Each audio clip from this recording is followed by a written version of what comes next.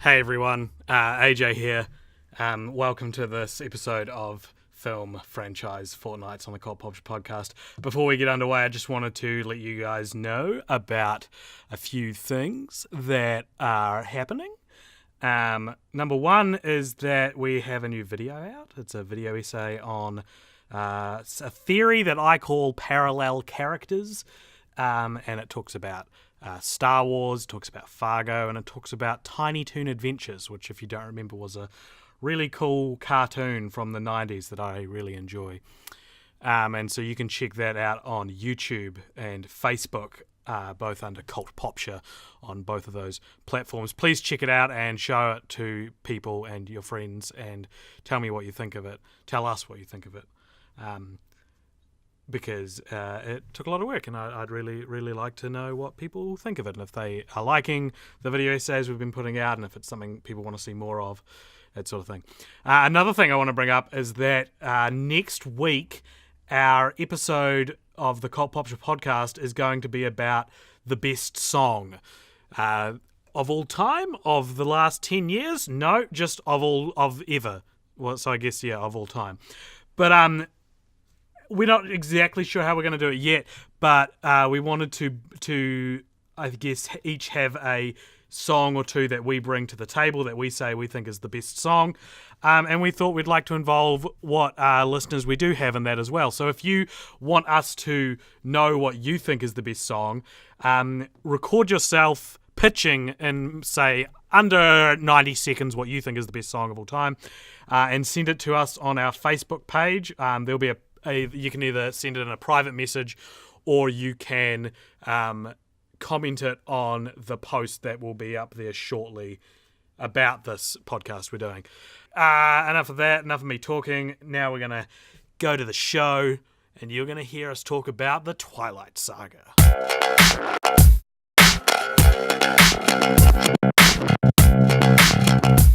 Sorry, man.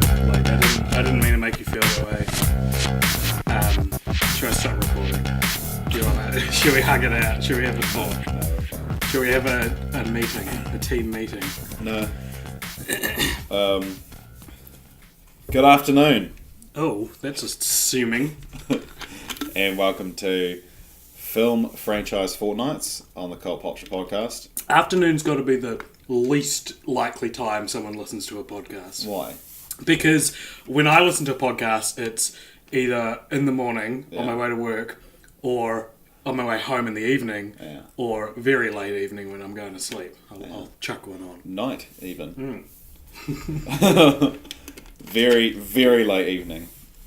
But good afternoon, nonetheless. Yeah. Although, kind of, often you listen to it in that sort of, when it's almost evening and the light's kind of just sort of disappearing. Dusk? You're talking about dusk. I'm talking about Twilight, AJ. Oh my gosh! No! So, Teenage Mutant Ninja Turtles, 6 films.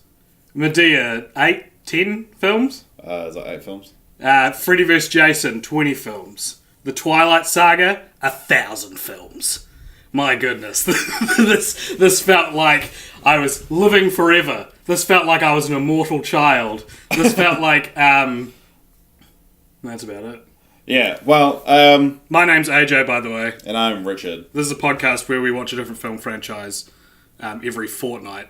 Ergo, Film Franchise Fortnights. I've never used ergo before. And you didn't use it correctly. How are you supposed to use it?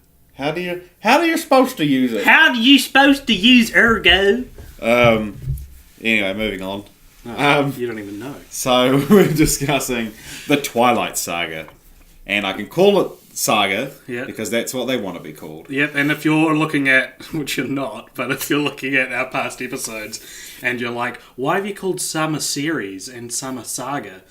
Yeah, what's your ruling for So the ruling Saga? is... Trilogy's obviously 3 films. Yep, so 2 films, you put both of them in the title. So Shanghai Noon and Shanghai Nights.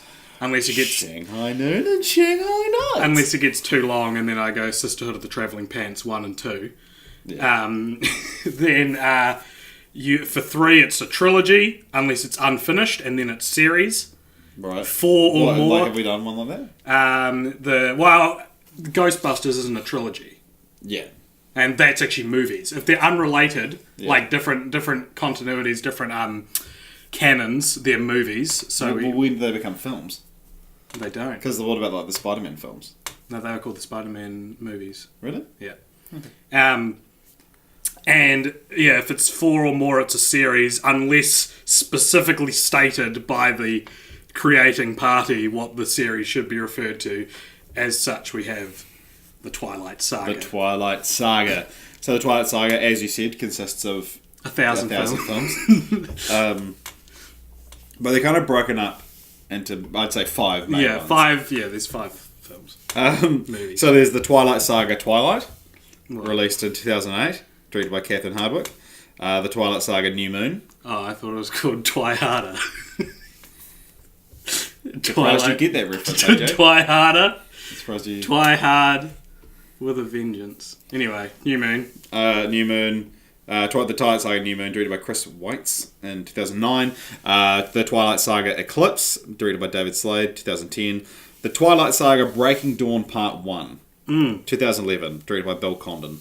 And the Twilight Saga Breaking Dawn Part 2, released in 2012, also directed by Bill Condon. They were filmed back to back. They star, of course, Billy Burke as Charlie Swan. Yep. Okay, so the Twilight Saga, based on books as well. Yes, the book's by Stephanie Meyer. Look, you know what these are, guys. Like, I feel like who's listening to this who doesn't know what Twilight? This is one of the tent poles in the world of franchises. Yeah. This is next to Star Wars, Back to the Future in terms of like ones I quality. think. Yeah. No, not quality, but ones that, as the gatekeepers of what is a franchise that we are, I guess, self-appointed, we should have watched this one by now. Or at least, well, not by now, but it's good we've watched it. My point is, it's an important franchise to talk about. If you're talking about franchise. Because you say everyone knows the plot kind of thing, but do you want to sort of give a brief summation of the plots? Sure. Because I, for one, I'd seen them all before, but I was confused on some things about what happens in which film. Mm-hmm. Yeah. Okay, so the first film, Twilight, is about a girl named Bella Swan who moves to a place called Forks to live with her dad. And Forks is this real foggy, rainy town. It's a real small population. It's a real town as well. Oh, okay. I wonder what they think of this. There's a documentary called Twilight and Forks, which is about it, which is about how the town reacted to it and how... Guess I'm going to commit myself to watching that because I'm a slave to these movies. In Forks, she meets a vampire named Edward Cullen, and they fall in love, and it's very romantic, and he has a family, and then she's sort of... Well, he has a family separate from her. He has like brothers and sisters who are also vampires. What? What do you watch? Say that? Oh, you watched Interview with a Vampire. You haven't said that he's a vampire yet. Yeah, I did. Well, I wasn't listening. And basically she's opened up to the world of the supernatural. Basically nothing really happens for the first 3 quarters, and then an evil vampire tries to kill her because Edward and his family are good vampires. They only eat animal blood. Yeah. Then New Moon. New Moon, Edward's brother loses control briefly and tries to kill Bella because her blood smells real good. It does. And so Edward decides to break up with her to keep her safe. And they move away, and Bella's distraught. And in her time of need, she turns to another friend named Jacob Black, who's a Native American character, and it turns out he's a werewolf. What? And so they sort of have a will they, won't they, as Edward's gone, and then she finds out Edward is in trouble and goes to save him, and they get back together, and Jacob's real myth. I've heard about all that. Yeah. The Twilight Saga Eclipse is sort of the peak of the love triangle storyline, where a Italian vampire mob called the Volturi...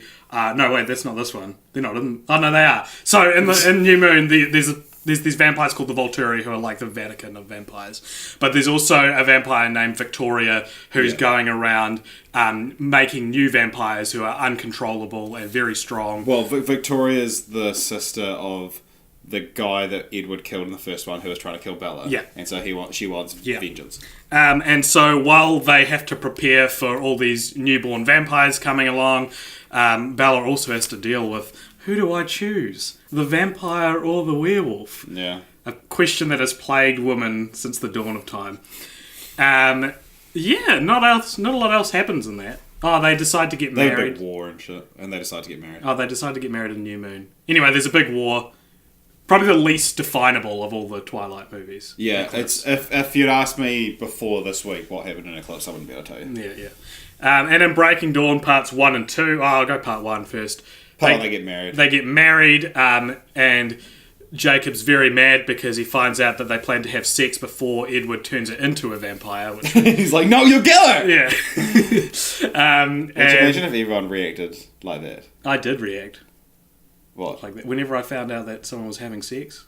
You'll kill her! So they go on their honeymoon, and they have sex, and Boy, howdy. Bella gets pregnant with a vampire baby, which they didn't think was possible. And then she basically dies giving birth. Yeah. But they bite her, and at the last second she turns into a vampire, saving her life. And then Jacob, who was ready to kill this monstrosity that is a half human, half vampire baby, imprints on the baby, which is a werewolf term, meaning it's not exactly like falling in love, because that'd be weird. It's more like... But that is what it is. You see someone and your entire existence becomes about protecting them. Yeah.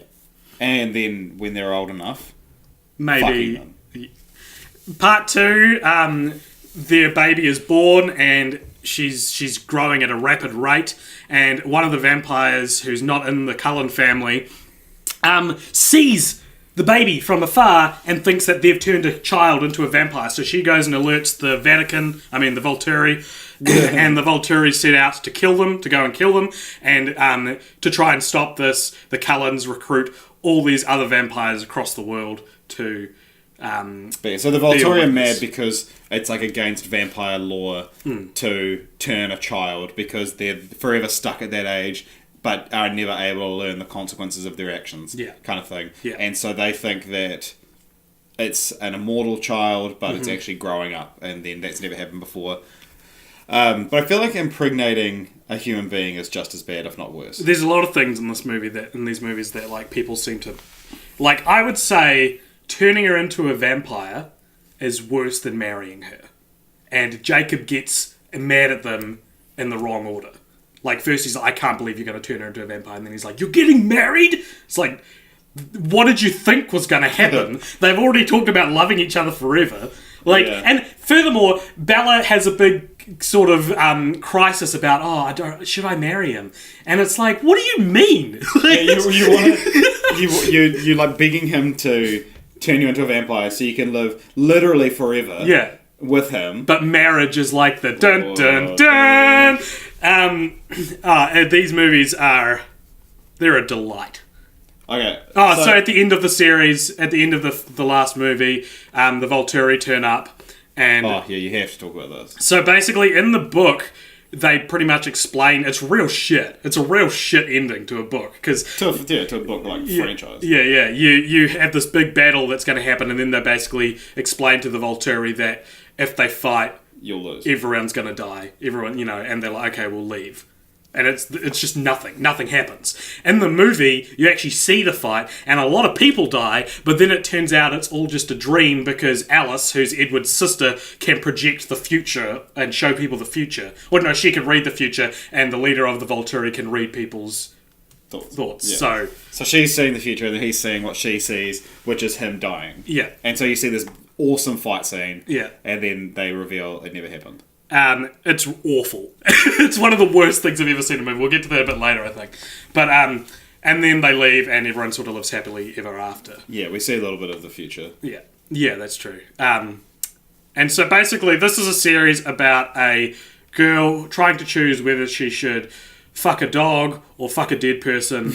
And it's Choosing only, between bestiality only and saved, only saved by the fact that the werewolf ends up wanting to fuck a baby. So for those counting at home, there's necrophilia, bestiality, and pedophilia. The only thing they're missing is incest, but Stephanie Meyer's still writing. They're all because they're all brothers and they're all considered brothers and sisters. Yeah. In the Cullen family, and half of them are fucking. Yeah, but they're not actually related. Yeah, but it's implied. No, it's not. What? No, they're different people. Like, but they talk about they talk about like being one big family, and I'd say there could be an argument made for incest. Right. Okay, sure. Incest is definitely brought up. Yeah. So it's basically a series about all the taboos, all the sexual taboos, and people ate this shit up, man. Before we go any further, can I just illustrate what Twilight meant to me? Yeah. Growing up. So Twilight, the book, came out. Well, I became aware of it when I was, I think, 15 or 16. Right. All the girls loved it. It was a craze. People called it Twihards. Was it Twihards? Or was there a Twilight? I don't know. It was basically Justin Bieber, like Bieber Fever, but with books, right? And so I read them. I read the books, and because I was an anti-disestablishment kid, I was like, yeah, these books are great. Like, all the boys hated them. They were all, these books are shit. They're so romantic and soppy. And I read them, and I read the first one. I was like, oh my gosh, I love Edward. And then I read all of them, and like, I used to deny my feelings about properties a lot. Like, I used to be like, oh, Shrek 3 is the best Shrek, that sort of thing. Just to be different. Yeah, so I'd be like, not to be different, because I wanted them to be, I think. So with Twilight, I was like, these books are great, they get better as they go along, all this stuff. And then, as I grew up and sort of had to start taking, like, movies kind of became... Or being critical of movies became almost a part of my career. It became a part of like my study and like what I was doing with my life. And as the movies came out, I was giving them 4 or 5 stars because I was tied to this idea that I loved the books. But something happened between Breaking Dawn Part 1 and Breaking Dawn Part 2 where I just completely got over them. And then I went to Breaking Dawn Part 2 with like the perfect crowd and just hated it. And so now, like, Twilight to me, watching these movies has affected me in a way that I wasn't ready for, because it's like this nostalgic ride through, like, what I used to find good content. It's like, it was awful watching these. It made me feel sick, because I was like, I can't believe, like, this used to be the movie of my generation for, like, a year. Yeah. Everyone was talking about this movie. And at the same time... There's gold in them there hills. Oh, yeah. These movies... are great. They are full of, like, spectacular ideas. Yeah, well, like... it's so complicated because... I loved watching them in so many ways. Should we talk about how we rank them? Okay, this is impossible for me.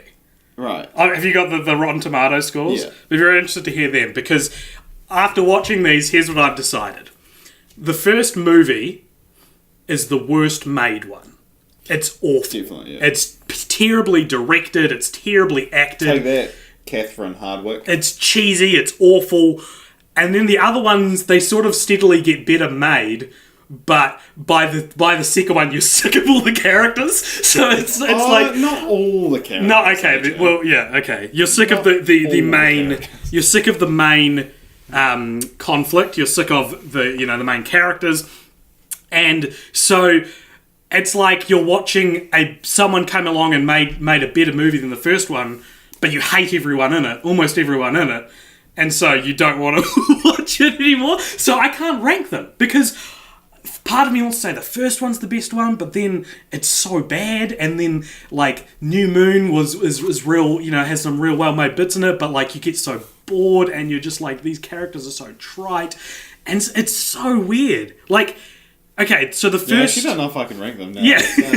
Because, like we talked about it a lot watching them, is that like the first one's kind of the only... And I can listen to an argument for the second one, but like, it's mainly Breaking Dawn are like, these aren't fun places to see the characters. Yeah. Like, seeing them fall in love is like a cool story. Introducing a love triangle is a cool idea. Like, to remove from Twilight, if I just sort of said, of course. oh yeah, like a girl falls in love with someone, finds out they're a vampire, it's the struggle. You're like, okay, cool, whatever. That makes sense. And then it's like, oh, now there's a werewolf and she doesn't know which one she loves. Cool. Third one, both of the boys just want the best for her, and they need to protect her when there's a bad. And it's like, oh, they get married and have a kid.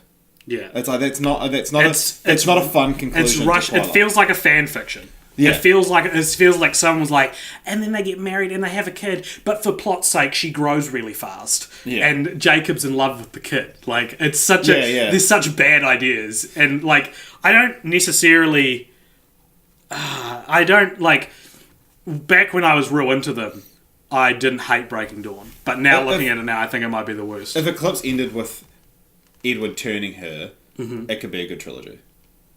Well, it would be a trilogy. A trilogy that ended in its natural place. And I understand the reasoning behind, like, Jacob falling in love or imprinting on Renesmee, their baby. It solves a problem. But it's also like, well, that's convenient, you know? Yeah. So the first book, if I can be that guy who talks about the books, I wrote I in year 11 I read it, and I did it as a reading response for English class. Yeah. So you basically had to write why it was effective. And the only thing I really remember about it, and the movie kind of touches on this, and what it nails, what the first one nails, and kind of the second one, it kind of gets more lost as they go on, is this atmosphere. Like, this really dark, but like overcast, yeah, like Twilight, I guess, almost. Because there's such a big point made in the first film about it's always raining in Forks, it's always overcast, and then they lose that. There's a passage in the first book where it's before I think they're officially together, and they're in a car in the middle of the night. He like sneaks her out, and they're in his car, and they're parked, and it's raining, and like, I've been there. You know, I've had deep and meaningfuls. I've picked girls up without their knowledge. I've sat in the rain. Deep and meaningfuls with like close friends in a car in the rain at 4 a.m. when they can't go anywhere. The implication, and for some that really touches me. Like that idea, and like there is something romantic about it. There is. Like these, at the first one, it's not, and like people are like, oh, it's still a better love story than Twilight. It's like, the first one's not too, like, it's very, it explains it, it justifies it, because these are teenagers. And when I saw these movies as a teenager, I was like, teenagers don't act like I say I loved them when I was a teenager. I acknowledge the first one was like a shitty movie when I saw it. I was like, teenagers don't act like this. But now I'm watching them as an adult, and I'm like, yeah, teenagers act like this. Like, this is actually super realistic. And if it wasn't for a couple of adult characters who also behave like teenagers, I could believe that the entire purpose of the story is to show, like, how teenagers feel about each other and how it gets out of hand and how you think you're in love with someone. And then it's a tragedy, right? Then it's like, this, like, imagine if he wasn't a vampire, she just thought he was, and he was like, yeah, I'm a vampire. Like, and that's the real life application of Twilight. Okay, you talked about adults acting like teenagers. I know you're referring to Carlisle. Yeah. Carlisle is Edward's quote-unquote dad, so the leader of the Cullens. Yeah, well, okay, I think Carlisle is one of the few redeeming qualities of these movies. Yeah, he's like the Dumbledore. Yeah, he's like the Dumbledore. So why do you think he acts like a teenager? Because I think he's one of the most mature characters. Because he validates everything they say. They come to him with their, like, trivial problems. Like what? Shit. I can't remember. Like, you acknowledge that these movies are very angsty. You acknowledge that Edward is very angsty. For a 108-year-old man. Yeah, well, I'd be curmudgeon-y. He's not. He's still 17. He's forever 17. Well, that's the point. Well, the immortal children are forever that age. Exactly. So, exactly. Yeah, he's going to be forever. And so what happens when a 17-year-old has lived for 108 years and they think they're in love, you know? It's like, well, they probably are in love. I'm not trying to dispel I think that, but because I mean he's never been in love before because he's only attracted to Bella because he can't read her thoughts and he can read everyone else's. that's true. We haven't mentioned that yet. So Edward can read people's thoughts. He can't read Bella's thoughts, which I think is the best part of the series. I think that's such a sweet.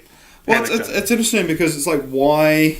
Well, and so it's not only because each vampire has a different power. Not all of them. Some of them do. Most of them. Who doesn't? Carlisle, Esme, they don't have powers. I don't think they don't have powers. I just think they never brought up. I think in the book it says not all of them have powers. Oh, okay. Well, yeah. So most of them have powers, and so like Alice can see the future. Arrow, who's the leader of the Volturi, when he touches you, he can feel every thought you've ever had. Dakota Fanning's character can just say the word pain and then just inflict a world of pain on you. And Bella's power when she's a vampire is that she's immune to every other vampire's powers. Yeah. And she's able to project that onto other people so she can protect other people. But for some reason she still has this power when she's a human, which I don't really get. Because does that mean she's always destined to be a vampire? Or like the chick that can shoot electricity out of her hands, because she do that when she was a human? Maybe she could do like the human equivalent of that. Yeah. Like maybe she was particularly prone to lightning strikes and stuff like that. Yeah. Like, yeah, it's never really explained why. And it kind of doesn't make sense. Yeah. Which and is also, why can Alice read Bella's future? Cause that's what I thought as well. Because the first film ends with her being like, "Look, you're going to turn at some point because I've seen you as a vampire." Yeah.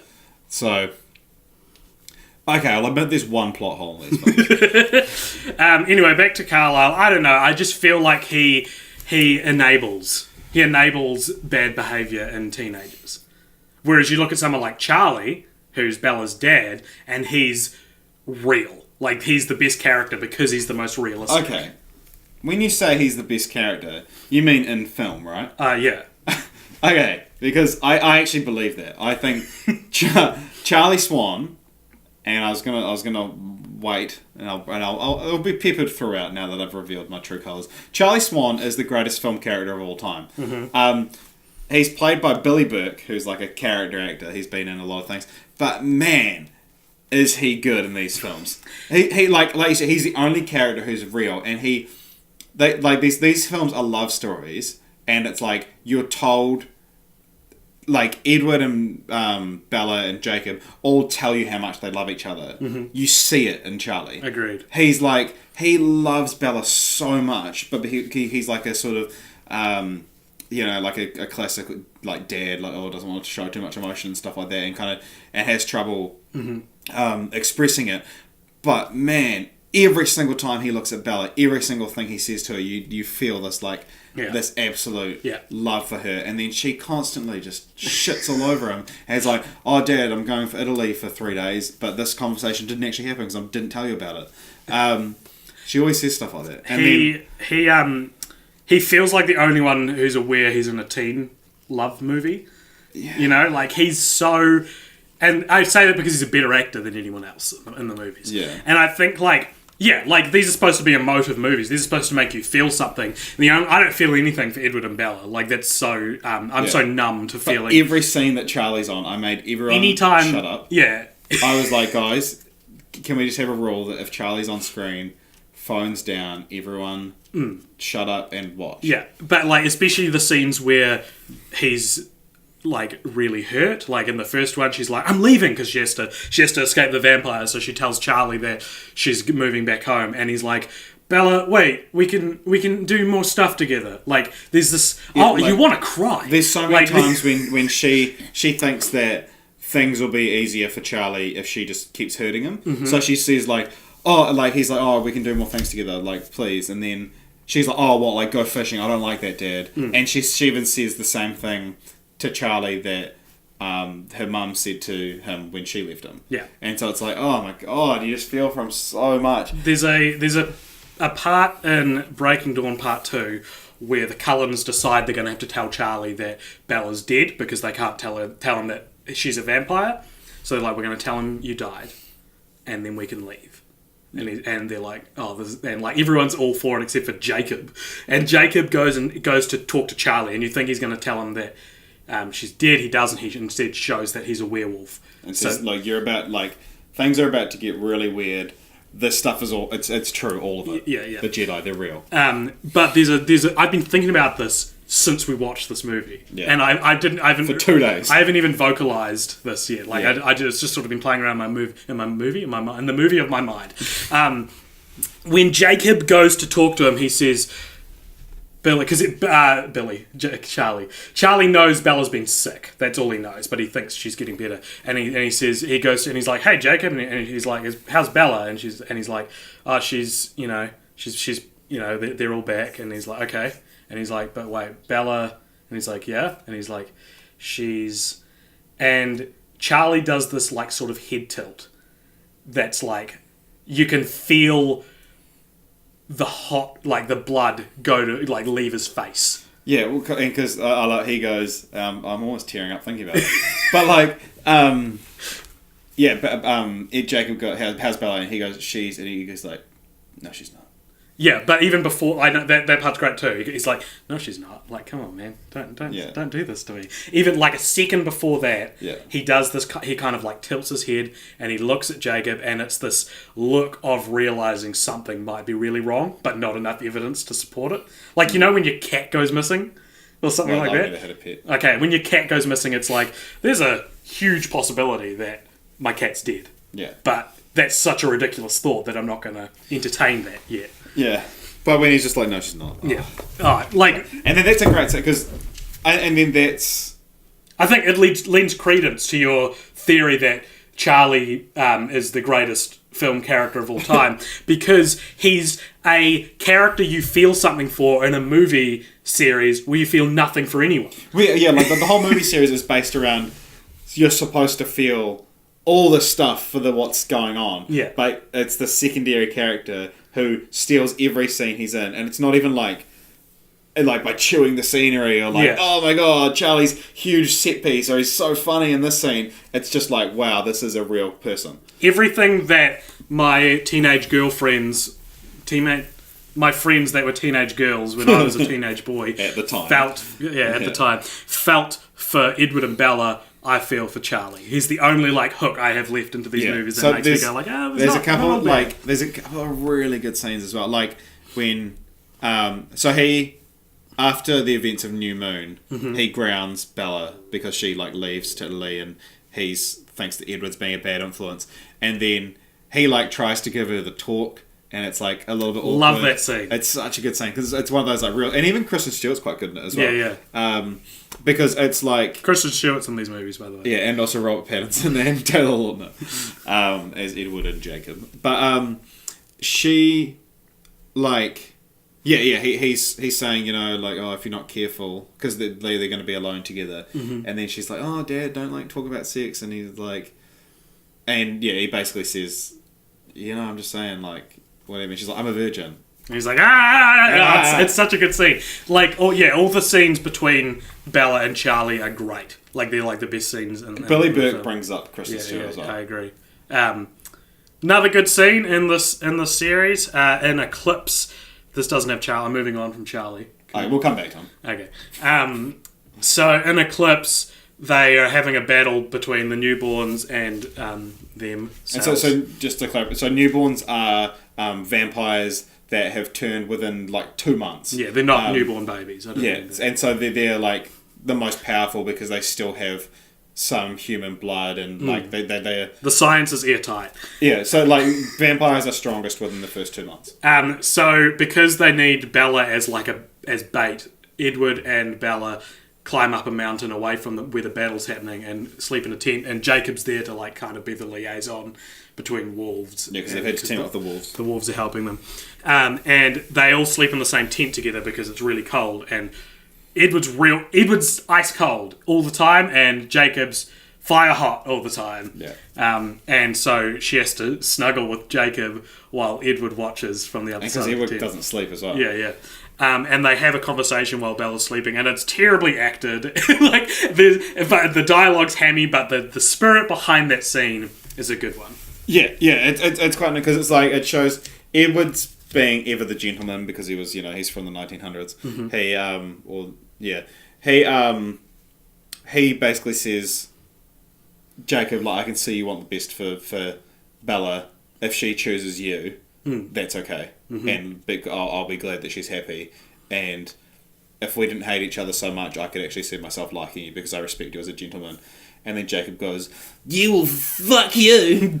If she chooses you, I'm gonna fuck your daughter. And it's a really nice scene. Yeah. It's a really, tender moment. Yeah, it is. And those are the two good scenes in the series. Well, no, I'd argue any scene Charlie's in is good. Yep. I agree.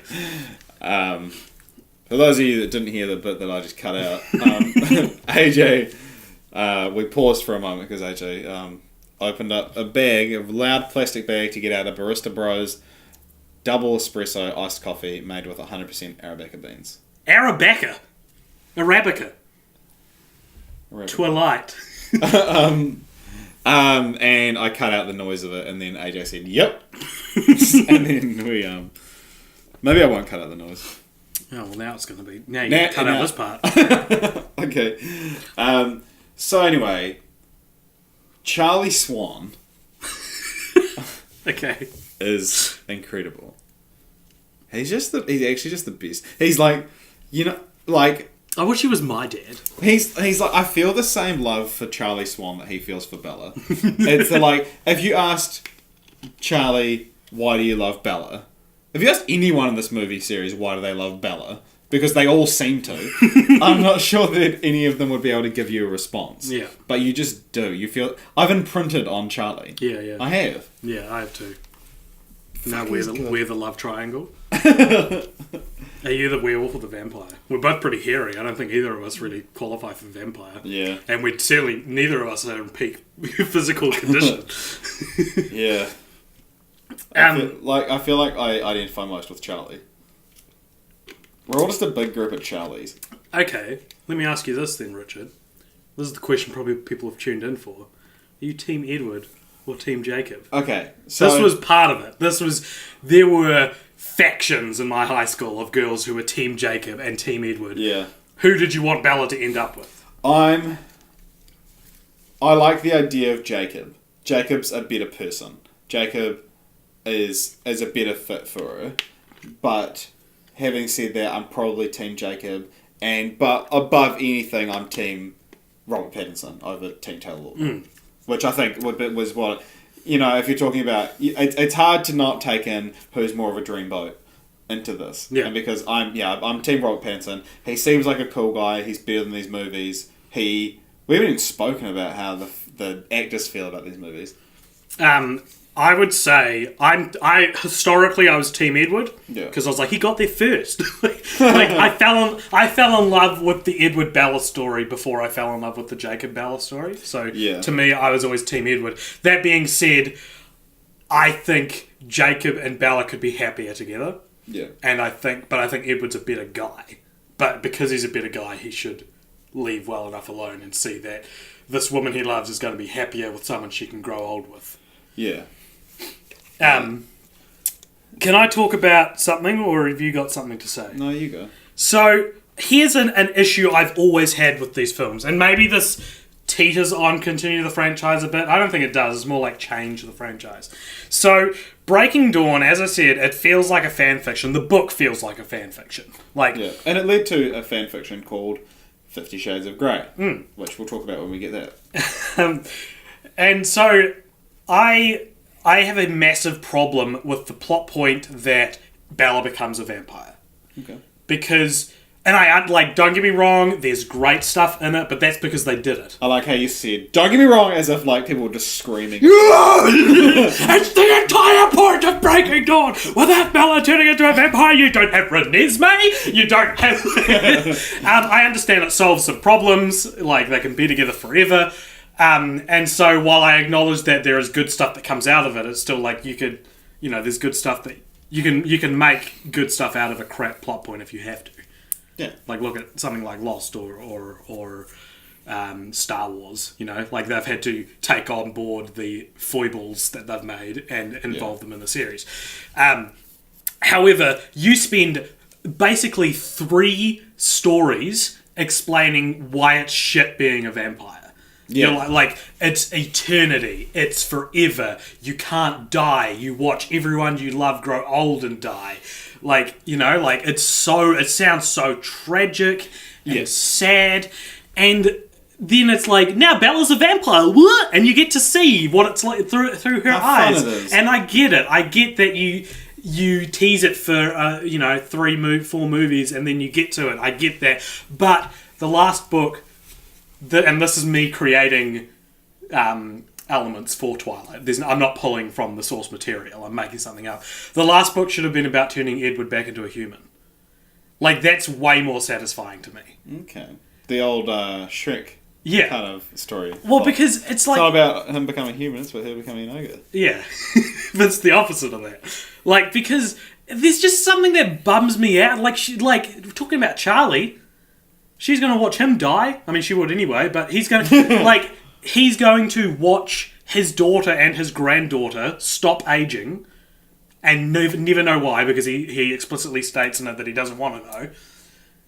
He understands that there's crazy stuff going on. And so Charlie doesn't really get a satisfying ending in this story. Yeah, Charlie's last scene is they're prepping up for a big fight, and they're basically like, oh, you know, because you've got Bella's bloodline, you taste real good, so they're going to want to eat you. So it's your birthday coming up, we got you 2 tickets fishing. And he was like, you guys trying to get rid of me? I think it's Christmas. Because it's working. And then, Christmas was his birthday. They're like, yeah, you guys trying to get rid of me? Because it's working. That's his last line in the series. Stephenie Meyer's a Mormon. Bella's never going to die. She's not going to heaven. She's not going to her planet. So, I don't know. What do you think? I don't necessarily think it should be Edward turns back into a human. But that seems like the most satisfying conclusion. So, for me, Breaking Dawn, it's annoying that... Because there's a scene in Eclipse where Bella's talking with Rosalie, who's one of the... Rosalie? Rosalie? Who says Rosalie? That's her name. Rosalie, who's one of the Cullens. She was... Wait, how was she turned again? She was, like, raped, basically. Basically, yeah. Yeah. And so that's how she became a vampire. And then she was raped and she turned into a vampire. Don't laugh.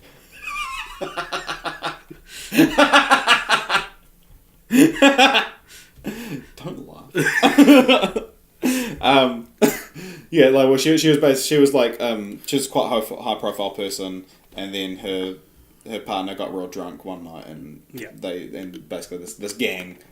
And then she got turned into a vampire separately. She was left out in the streets. Yeah, she was left out in the streets to die, and then Carlisle turned her. Yeah. Because she'd been violently raped. And then... Don't grin at me after you say violently raped. It's not funny, Richard. I know. I'm just thinking about when you said don't laugh. Oh my god. So... she talks to Bella on the balcony and says, there's a balcony in these films, and she says, she basically explains how horrible it is to be a vampire. Just to clarify, guys, there's a balcony. She basically, like, explains how... I wouldn't choose this life, she says. Yeah, she says, like, you have a choice, don't choose it. Mm-hmm. I didn't. Like, and... she's like, well, Bella's like, well, you know what? I love Edward, so I'm gonna love him all the time. Mm. And she says, like, oh, you know, there's one thing I want above anything else, and that's Edward. And she's like, well, yeah, actually, when you're a vampire, there's one thing you'll want more, and that's blood. And also, just to, if you didn't know, Edward doesn't want to turn her. Edward wants to just her to grow old with him, because he sees that as a better life. Yeah, because, so that's like one of the driving points, is that he says, you don't want this. Yeah. And then...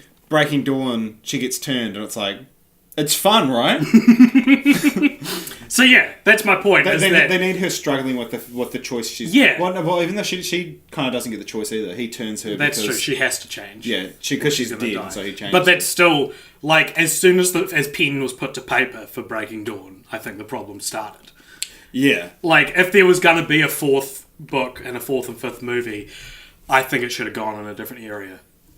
Like we said before, these aren't fun stories to watch these characters go through. Like, it's knowing that Bella's going to die, in 60 years before Edward. Edward's not going to die, assumingly.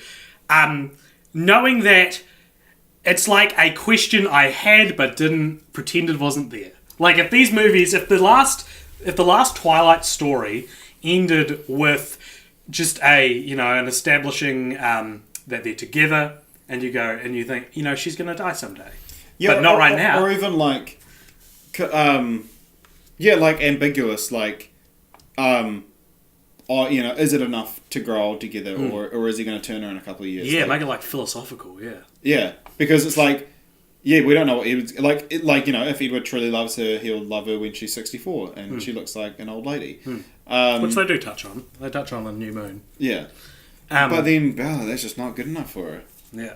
Hey, the rest of my life isn't long enough. Who the hell thinks like that? Well, I was thinking about that as well. There's not an ounce of you don't get the impression from Bella that she wants to be immortal. You don't get the impression that she never wants to die. She just wants to be with Edward forever and wants to be on equal footing with him. But that being said, she never talks about that. Living forever, that's a big deal. It's a fucking long time.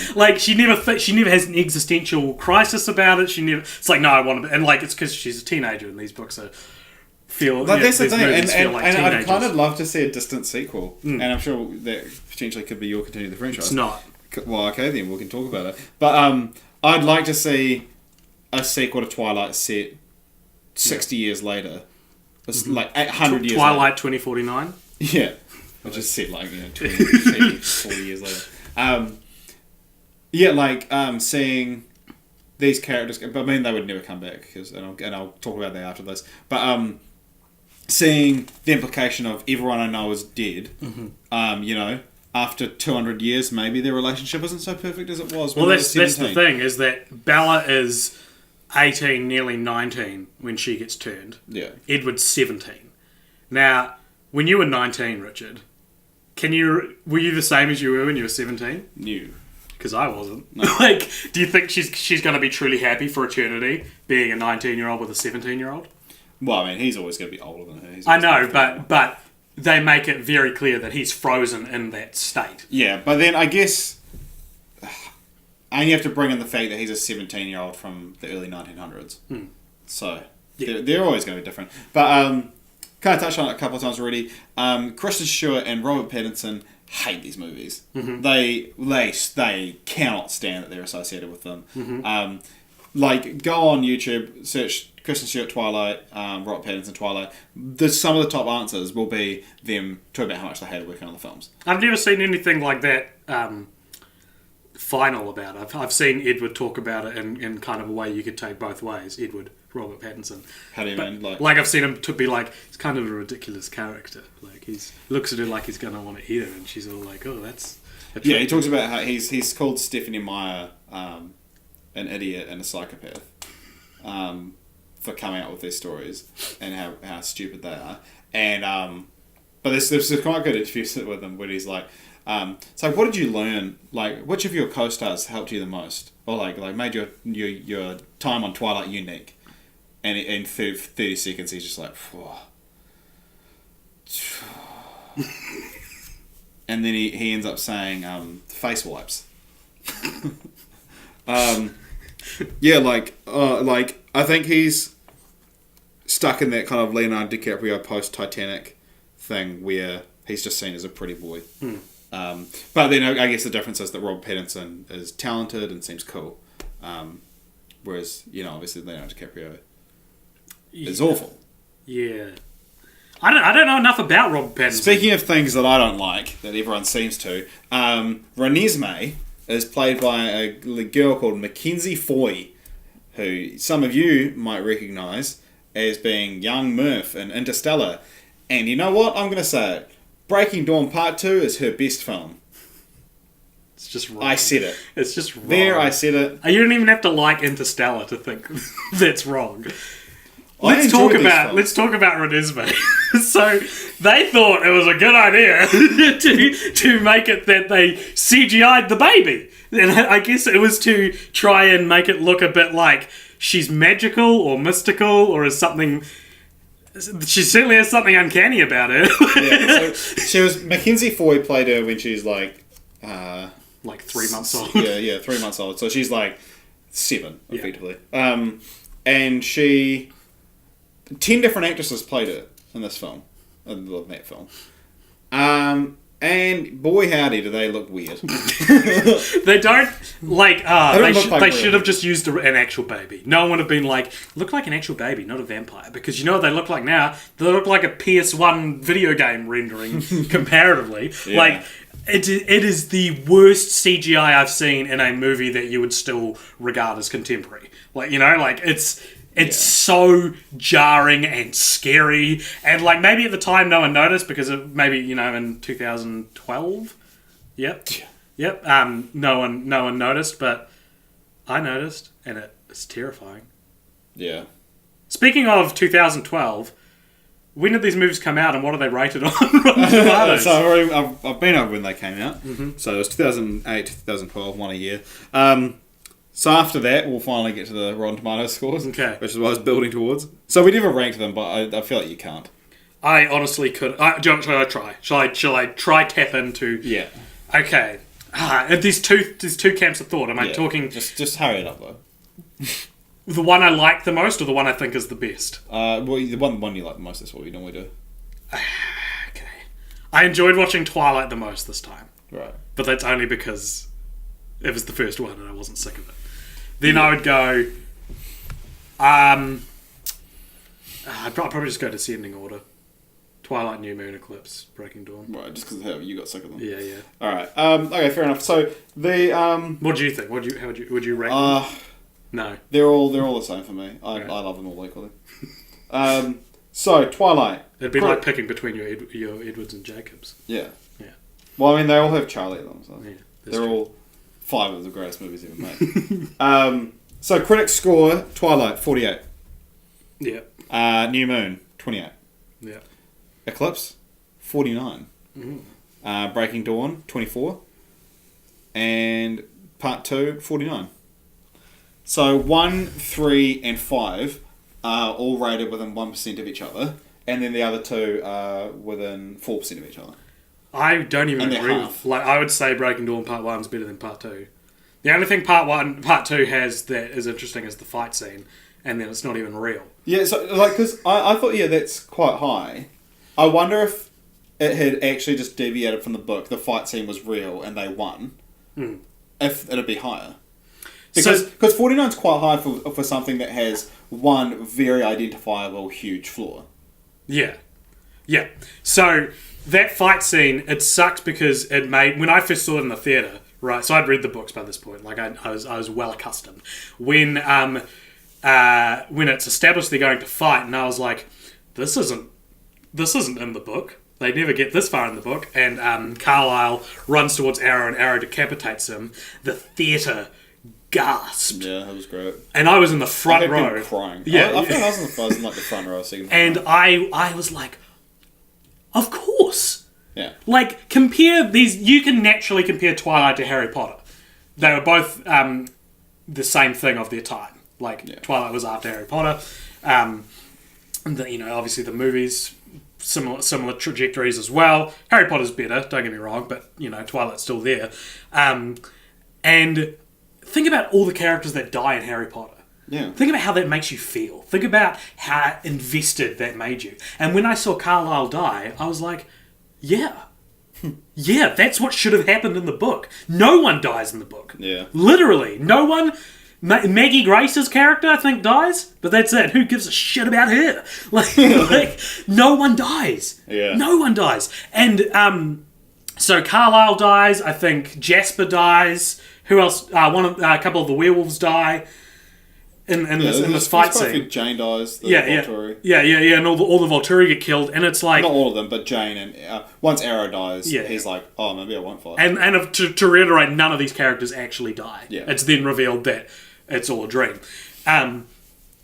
But like, yeah, I would feel so much more for that movie if those characters actually died. Yeah. And it's all Bella's fault. Like that's I think that's why no one dies, is because Stephanie Meyer wouldn't have been able to shake this like it's kind of all Bella's fault that these characters are dying. Yeah, I mean, it's that whole thing of why does everyone love Bella so much? Anyway, can we just quickly check the time? Time of day. 2:00. Alright, okay, cool. So we'll move on to continue the franchise, if you don't mind. Unless you have anything else. We can talk about it afterwards as well. This doesn't mean it's the end, AJ. Continuing the franchise, what's interesting about Twilight is that there actually is a couple book so continuations. The Short Second Life of Bree Tanner, which I've read. And so I don't even know who Bree Tanner is. So she's in the Breaking Dawn Part 2 ends with a full credit sequence for the entire franchise. So it comes up with every main actor who's appeared, and it says so-and-so as so-and-so.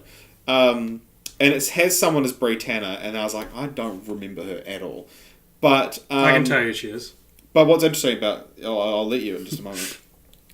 What's interesting is that it goes in like... so the first name you see, the first person you see is the other like half vampire, who they bring in for like 2 seconds, and they're like, how old are you? Oh, I'm a million, and I'm half vampire. Half human. And then, so he's the least important person. It goes from the last names you see in like reverse order. So the last name you see is Kristen Stewart as Bella, obviously. Then before that is Robert Pattinson as Edward Cullen, and then before that is Taylor Lautner as Jacob Black. Before that is Billy Burke as Charlie Swan. Yeah. He's the 4th most important person in the movies. Yeah, I'd agree with that.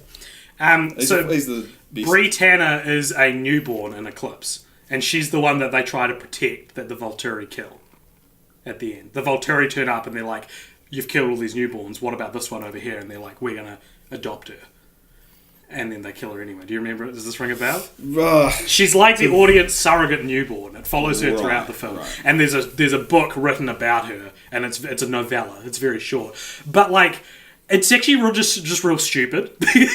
Like, why include her? There's no lasting consequences. The only thing I can think is that she's there to illustrate that not even Carlisle can stand up to the Volturi. That's the only, like... Right, yeah. Because he's like, we're going to protect her, and they're like, no, we're going to kill her. She's a newborn. And then Carlisle basically stands aside and lets them kill her. Which is kind of a bummer. But, like, I would have been more interested to see a new character join the pack. Right. I guess, the coven. And it's just real pointless. The book is from her perspective, and it's basically... It tells the story of her life from being turned into a vampire. What? I was just thinking of it before when I was laughing inappropriately. Okay. It follows her short second life. So her turning into a vampire to her death. And I've read it once years ago. And from what I remember, there's a little romance story in there. But it's just sad. And like, I'm not against sad stories, but you don't have to have happy endings. In no story do you have to have a happy ending, but in every story you have to have closure. Like, that's the rule. Right. You can't, like, Titanic has a sad ending, but it's closure. It's got closure. The Mist. Yeah, even that is closure. Like, I don't like it, but... Oh, it's great. It's not a good movie. There's just no closure to an innocent character getting killed. Like, it's just sadness. It's not... Yeah. So... Anyway, that's Short Second Life. There's another one, which was a 10th anniversary. It's called Life and Death, Twilight Reimagined. And it's about Beaufort Swan, who moves back into town and falls in love, or like Beaufort Swan, who moves into town, into Forks, and falls in love with Edith Cullen. Spelled Edythe. So basically it's like what one of us would submit to continue the franchise as a joke. Yeah. This is such a bad idea. This is Stephanie Meyer's attempt to be like, no, it's not about gender roles, and it's not about a girl. Yeah, no, it's stupid. It's stupid as hell. And that ends with the fight that we sort of briefly touched on at the end of the first Twilight. That turns Bella, and they say, "Hey, Charlie, she died. We're gonna go." Because fuck Charlie. Who cares about that character? I know you're joking. No, I know. I'm with you there. Though. It's such an unsatisfying way to close out the story. I haven't read it, but I do take a strong moral standpoint against rewriting your own story with the genders switch. Yeah. Like, that's so stupid. Yeah. Talk about having no ideas left. Yeah. So, well, there was another idea she had at one point for a book called Midnight Sun, which is Twilight retold from Edward's perspective, which is not a bad idea. No. It's an interesting experiment. Yeah. Whereas Life and Death is just retarded. But, sorry, can I say that? No. Okay. It's just stupid. And, yeah, so Midnight Sun, a few chapters got leaked, and then Stephen Meyer just said, it's not mine anymore, I don't feel... Maybe I'll finish it one day, but probably not. And so there's a few chapters you can read online. They were published in... There was like a re-release of Twilight, and they published the few chapters of Midnight Sun, and like as a forward or an afterward or whatever. But the book's probably never going to be finished unless the off chance that people stop caring about Stephanie Meyer and she needs to J.K. Rowling herself back into the limelight. I've read Midnight Sun, what there is of it, Yeah. and I remember I read it again when I was into the book, so I can't say for sure now. But I remember thinking it was awesome. I remember going, "Yep, this is what the first one should have been." Yeah, and it's in Midnight Sun as well. It reveals that so Edward can't read Bella's thoughts, but Edward can't read. And I wish I could read. And AJ just referencing a racist meme, but he can't really read Charlie's thoughts. He can sense that he feels love for Bella, and he can sense there's a fear about Edward or whatever. But then he can't actually read what he's thinking. Yeah. What is interesting. It's interesting, and so Bella just got that trait but stronger. I'll let you go first for continue the franchise. I just want to see these movies remade. Yeah. Like, of all the things I could want, I want more. Like, would you like to see someone else taking the general idea of the book? Yeah. So I'm going to be misquoting someone here, and I don't even know for sure. I think it was Joss Whedon. I think I read a quote from Joss Whedon once that basically put forward this idea that this is real wanky, this is real pretentious, so I'm sorry. It's Joss Whedon, what do you expect? He basically put forward this concept that storytelling, you don't own the story, that you go into a trance-like state when you're really into writing, and it's almost like you're opening up this bag of story and you are the chosen vessel to put that to paper.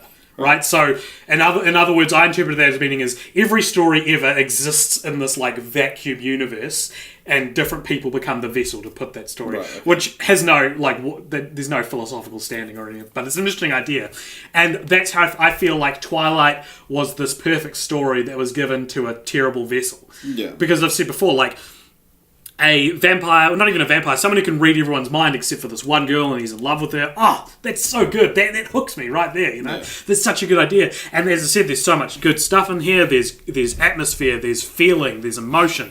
And so there's a part in Breaking Dawn part 1, right at the end, where Bella is giving birth and she's dying as she gives birth.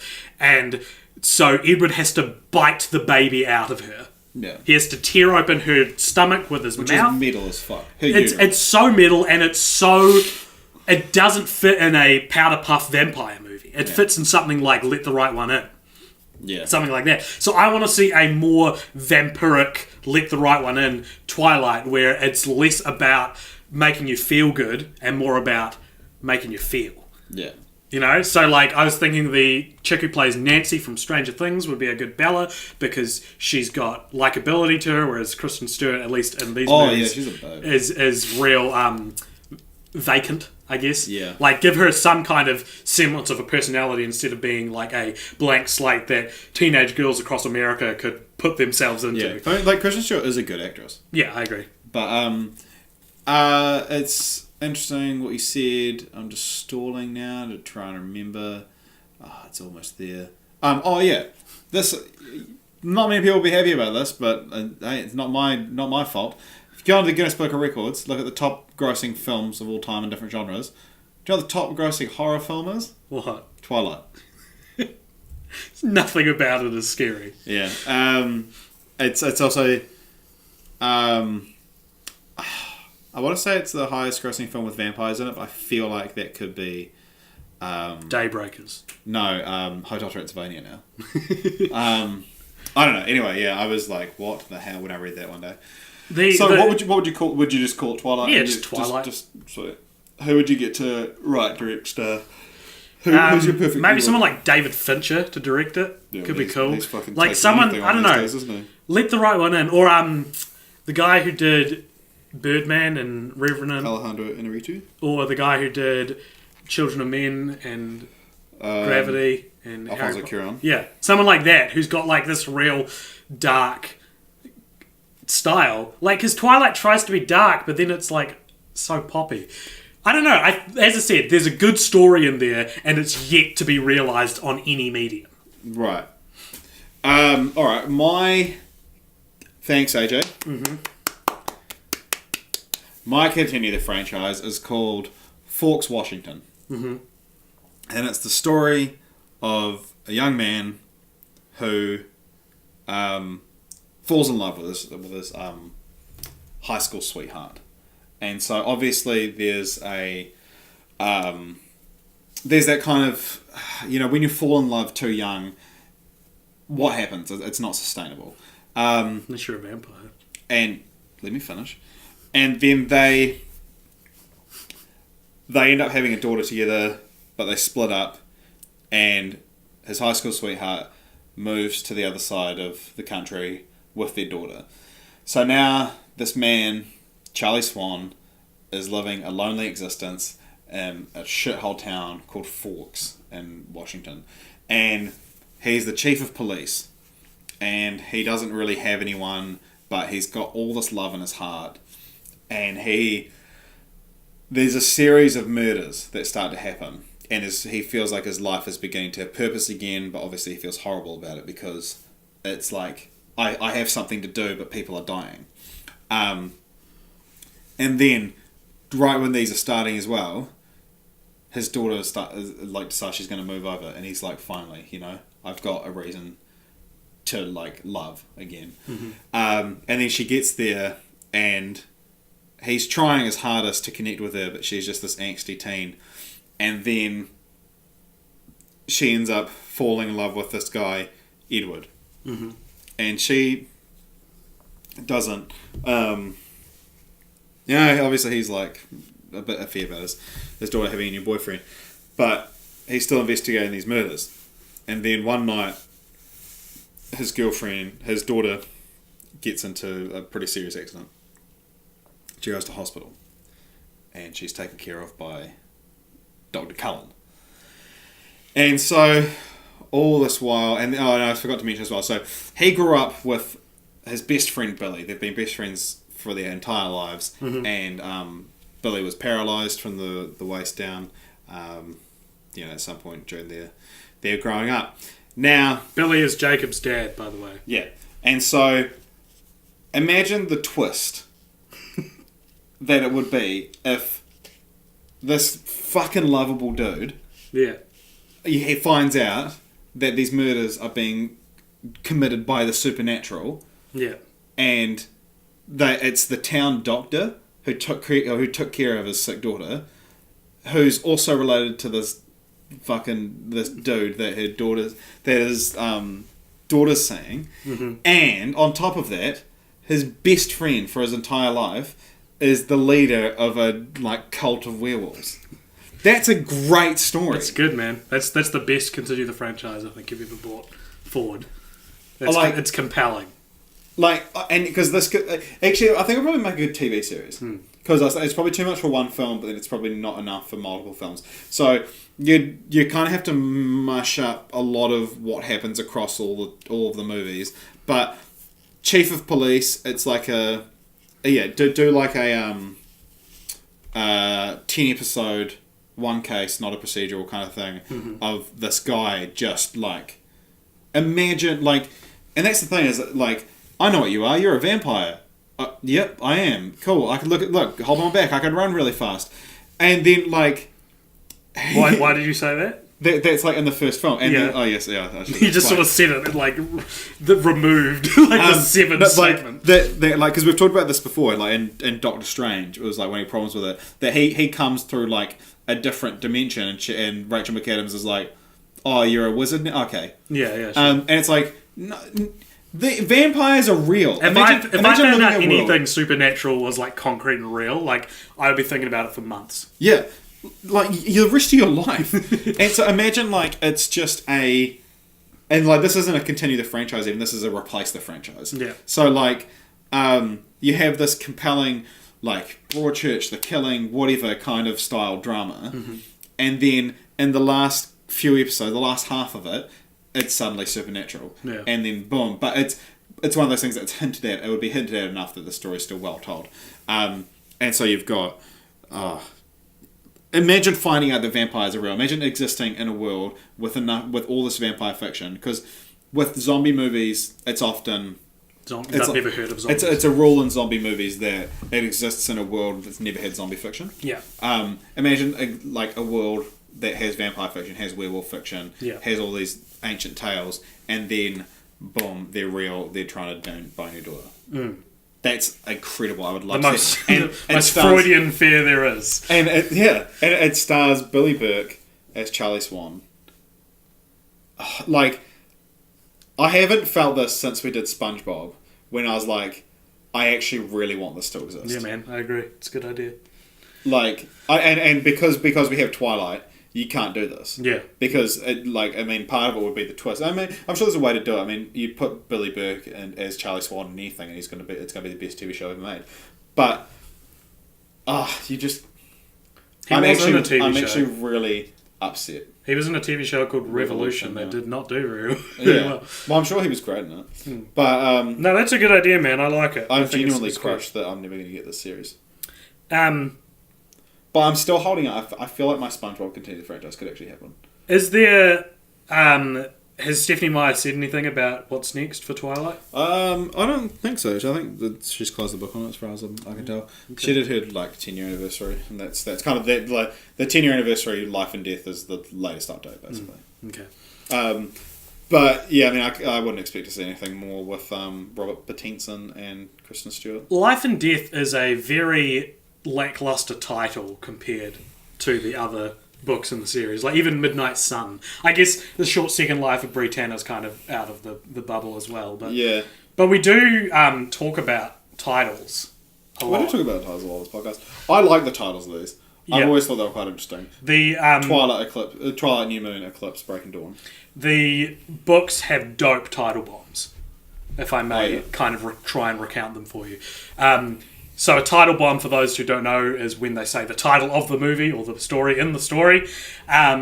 Personally, this is my personal preference. I like it when it's said once, when it's a concept and not like a thing. So like Jurassic Park doesn't count for me because Jurassic Park's the name of the thing. Yeah. Whereas something like Scrubs, where in the first episode of Scrubs he says, "Do you not realise you are nothing but a large pair of scrubs to me?" It's like, cool, it's a concept. Yeah. It's a metaphor. Twilight, I think they do say it a couple times in it. I think they say it when they're in the car and they're like, "Oh, it's Twilight. This is the Twilight." Oh, here we go. I just remember this now. Twilight is the one time that vampires can walk around in the day because they don't sparkle. Because vampires sparkle in the series. I can't believe we haven't. It's been over an hour and we haven't mentioned that. But at the end of the book, when she's like, "I want you to change me, I want you to turn me into a vampire," he says something like, "You want this to be the twilight of your life." And what that means is Twilight is what is the end of something and the start of something else. Yeah. New moon. It's beautiful, but it's fleeting. Yeah. New moon is a new moon is when there's no moon. Yeah. That's not common knowledge, I don't think. Well, it's the opposite of a full moon. So you basically can't see the moon in the sky because it's covered up. And after Edward breaks up with her, she gets lost in the forest and she mentions that it's a new moon and that she can't see anything. Right. It's complete darkness. And obviously there's a metaphor there that it's also about werewolves, and moons and werewolves go hand in hand. And also I felt the darkness that Edward's gone out of the life. Eclipse is a real good one. Eclipse is when she talks to Jacob right at the end. You remember that? So Jacob's like been bitten or something by a vampire and he's like recuperating, and she goes and talks to him, and he basically says like, "I still love you no matter what." and she says to him, you know, I always felt like you were this sun in my life, not SON, like you were the sun in my life because you were so warm. You were so, like, you know, you were this warm presence in my life. It's beautiful. And then he goes, well, I can't deal with an eclipse. Which is nice, isn't it? It's nice. And I don't think they say Breaking Dawn and Breaking Dawn. But then in Midnight Sun, there's a passage where Edward is... I'm sorry if this isn't interesting. It just occurred to me. There's a part where Edward is watching Bella sleep like a maniac, like a serial killer. And he said, so long my life has been midnight, and now it's like there's a sun in the middle of my midnight. Right. So it's there an you implied go. title. Yeah. Yeah, that is weird that he watches her sleep. Eh?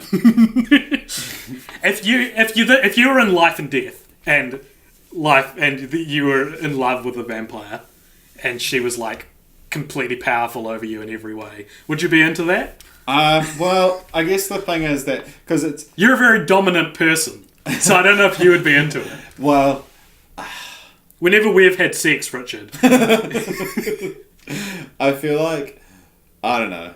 You have to be there.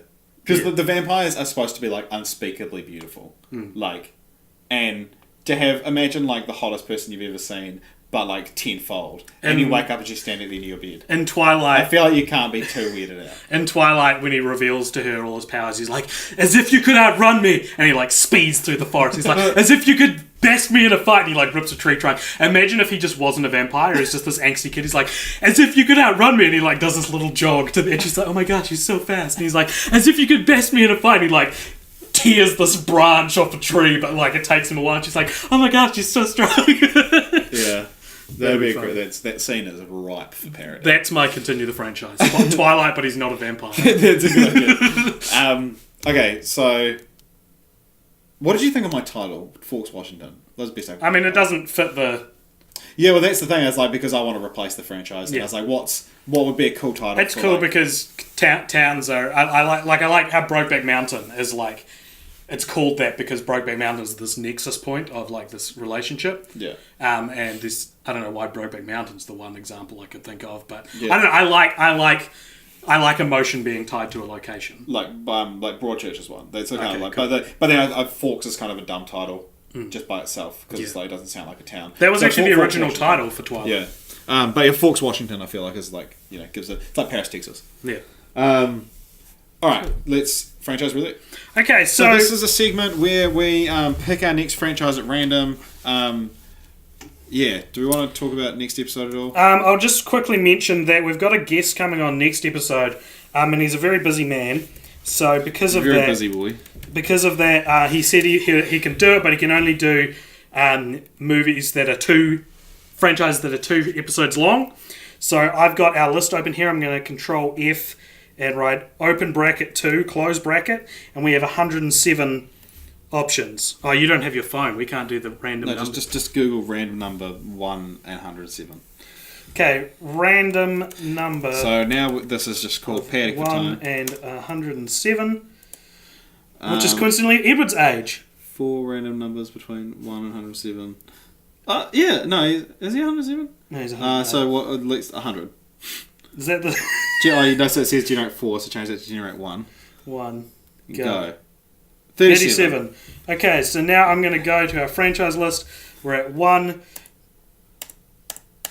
I just click the little thing. We don't need to hear you do this. 37. Oh, God, he's doing it, isn't he?